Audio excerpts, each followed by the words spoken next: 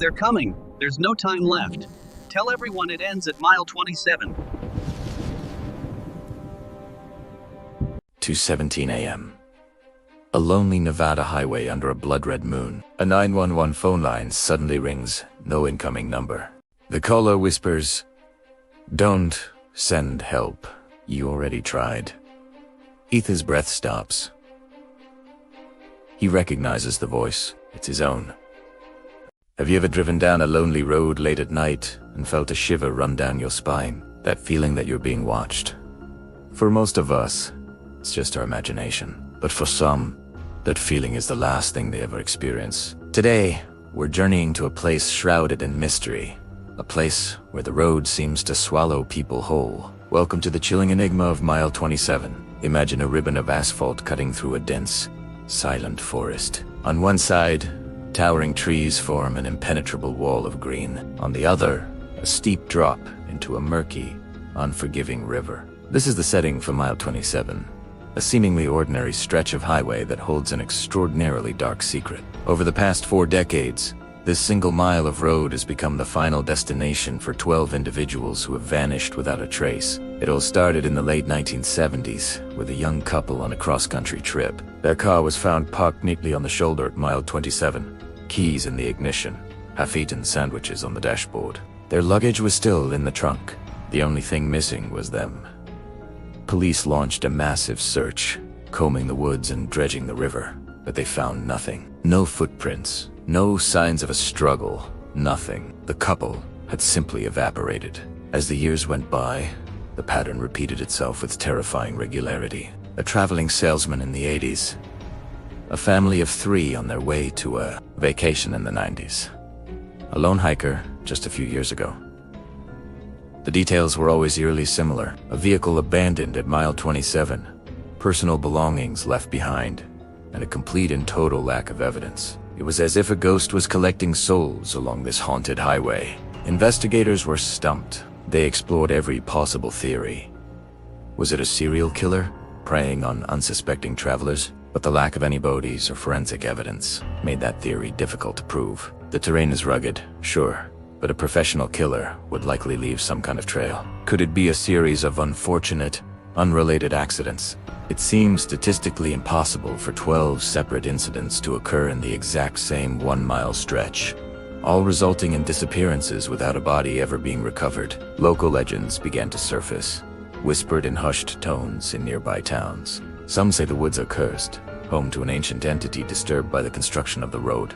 Others talk about a strange, localized fog that rolls in without warning, disorienting drivers and luring them from their cars. There are even tales of strange lights in the sky, leading to theories of alien abduction. While these stories might sound like folklore, when faced with a dozen unsolvable cases, even the most skeptical minds begin to wonder. The most baffling piece of the puzzle came from the most recent case. A college student named Sarah was driving home for the holidays. Her last known communication was a frantic, garbled voicemail left for her roommate. Most of it was static, but experts managed to isolate a few chilling words.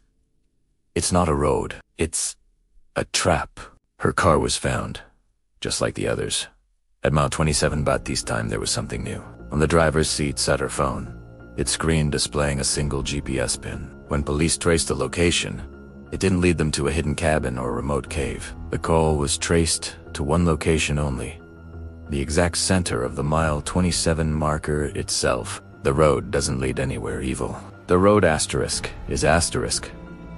The evil. 12 people from all walks of life, all connected by one single, terrifying mile of pavement. Their stories have become a cautionary tale, a modern-day ghost story that is all too real.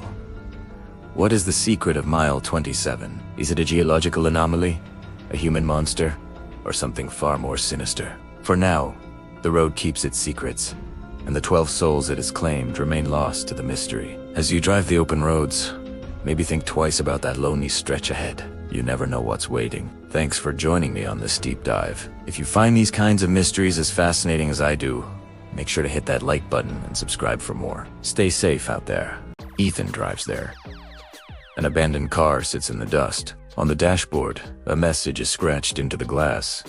You answered last time too.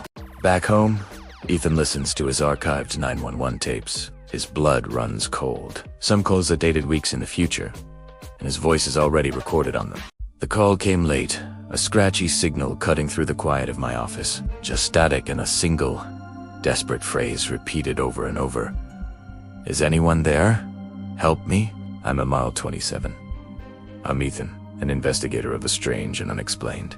And that call lit a fire in me. My hoping to see it, I'd heard whispers about it for years. A place that isn't really a place. A stretch of forgotten road that local legends say swallows people whole. My desk was already a mess of old maps and newspaper clippings, all pointing to that one specific spot. The voice on the recording was laced with a chilling familiarity, though I couldn't place it. Primera A de Togo. I had to know what was happening at mile 27.